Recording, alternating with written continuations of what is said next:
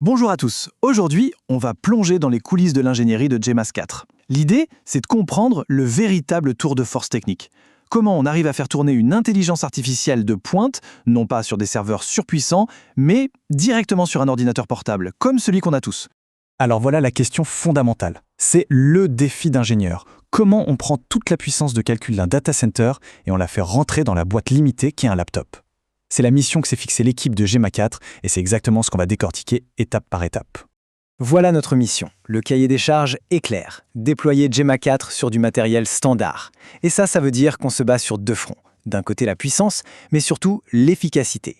On a deux adversaires principaux dans cette bataille. La VRAM, qui est toujours trop limitée sur nos cartes graphiques, et la latence, le temps de réponse. On ne veut pas qu'il faille 10 secondes pour générer une phrase. On va commencer par le premier problème, la mémoire.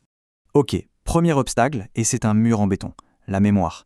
Un grand modèle comme celui-ci, ça représente des milliards de paramètres, des poids comme on les appelle. Chacun de ces poids, c'est un chiffre qui prend de la place en mémoire. Et la VRAM de nos GPU, eh bien, elle n'est pas extensible à l'infini. Alors comment on fait? La solution s'appelle la quantification. La quantification, qu'est-ce que c'est? En fait, c'est tout simplement un art de la compression, mais appliqué aux maths du modèle. Imaginez que chaque poids du réseau de neurones est un nombre très précis, avec plein de chiffres après la virgule. Ce qu'on fait avec la quantification, c'est qu'on va, disons, arrondir, simplifier ces nombres. On passe d'un format de haute précision, le FP16, à une représentation beaucoup plus compacte, un simple entier sur 4 bits. Pour bien visualiser le truc, l'analogie de l'image est parfaite. Un modèle en 16 bits, c'est un peu comme une photo en très haute définition avec des millions de nuances de couleurs. C'est riche, c'est détaillé. La quantification, c'est comme si on disait « Ok, on va réduire cette palette à seulement 16 couleurs ». Forcément, on perd un tout petit peu de finesse dans les dégradés, l'image est un peu plus brute, mais en contrepartie, le fichier devient incroyablement plus léger. Eh bien, c'est exactement la même chose qui se passe pour les poids de notre modèle. Bon, alors, concrètement, quel est le deal? C'est quoi le compromis? Ces tableaux le résument très bien. Regardez. En passant de 16 bits à 4 bits, on divise la taille nécessaire en mémoire par 4. C'est juste énorme. C'est la différence entre un modèle qui ne rentre pas du tout dans votre GPU et un qui tourne confortablement. Mais alors la qualité? On mesure ça avec un indicateur qu'on appelle la perplexité. Plus c'est bas, mieux c'est. Et ce qu'on voit, c'est que la perte est souvent minime, de l'ordre de 1 à 2%. Pour la majorité des usages, c'est un sacrifice totalement acceptable et c'est ce qui rend tout ça possible. Ok, problème de mémoire réglé. Le modèle rentre dans la VRAM. Mais maintenant, il faut qu'il soit rapide. C'est le deuxième grand défi. Le calcul, la latence. Comment est-ce qu'on peut avoir l'intelligence d'un très gros modèle, mais la vitesse de réponse d'un petit saut? La clé, elle n'est pas dans la taille brute, mais dans l'architecture. Et cette architecture, c'est le Mixture of Experts, ou MOE. Jusqu'à maintenant, la plupart des modèles étaient monolithiques, c'est-à-dire un seul énorme bloc de calcul. Ça veut dire que pour chaque petit bout de texte à traiter, ce qu'on appelle un token, tout le modèle, des milliards et des milliards de paramètres se mettait en route. C'est un peu comme allumer toutes les lumières d'un stade juste pour lire un livre. C'est incroyablement lent et ça consomme une énergie folle. Et voilà où le MOE change complètement la donne. L'idée est d'une simplicité géniale. Au lieu d'un seul gros cerveau, on a une équipe de petits experts, chacun spécialisé. Et au-dessus d'eux, il y a un routeur intelligent.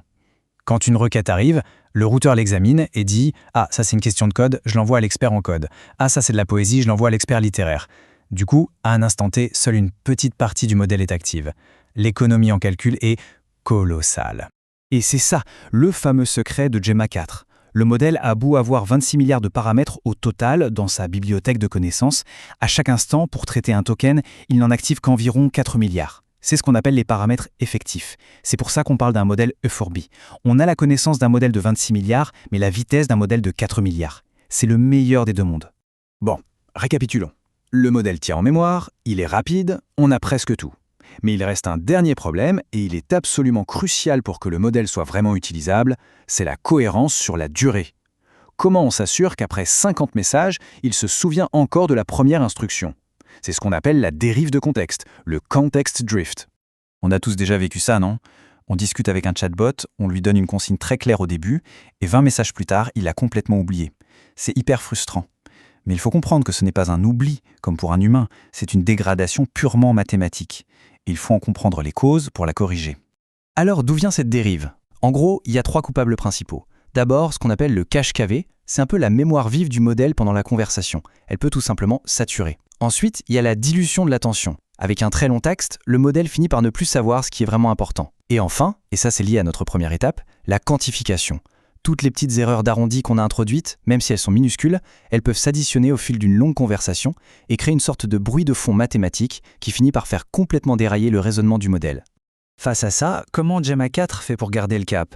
Il utilise 2 mécanismes spécifiques, 2 innovations architecturales, PROPE et PLE.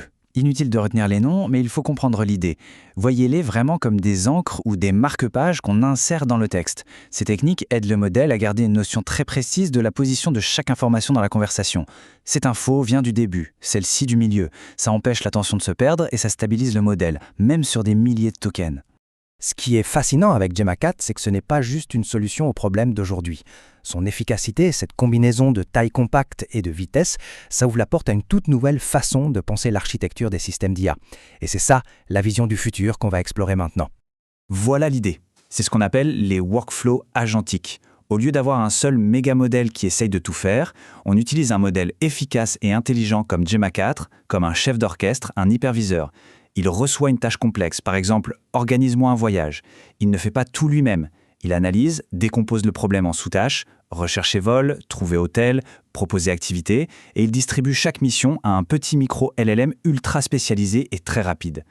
Cette citation, elle résume absolument tout. Lancer un immense LLM monolithique pour répondre à une question simple, c'est littéralement comme démarrer le moteur d'un Boeing 747 juste pour traverser la rue.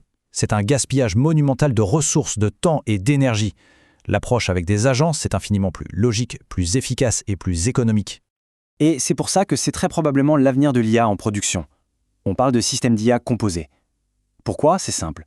C'est beaucoup moins cher. C'est plus performant parce que chaque agent est un spécialiste. C'est beaucoup plus simple à mettre à jour et à faire évoluer. On peut changer un scooter sans toucher à tout le Boeing. Et au final, pour l'utilisateur, la latence est bien meilleure, les réponses sont plus rapides. On va donc se quitter sur cette question. Et si la prochaine révolution de l'IA, ce n'était pas un modèle unique, encore plus gigantesque, mais plutôt une armée de petits agents ultra efficaces? Gemma 4, c'est bien plus qu'un modèle, c'est un catalyseur, la pièce qui rend cette vision possible. On passe de l'ère des géants monolithiques à celle des essaims d'agents agiles. Le futur de l'IA, ce n'est peut-être pas une seule super intelligence, mais plutôt une super collaboration. Merci d'avoir suivi cette plongée technique.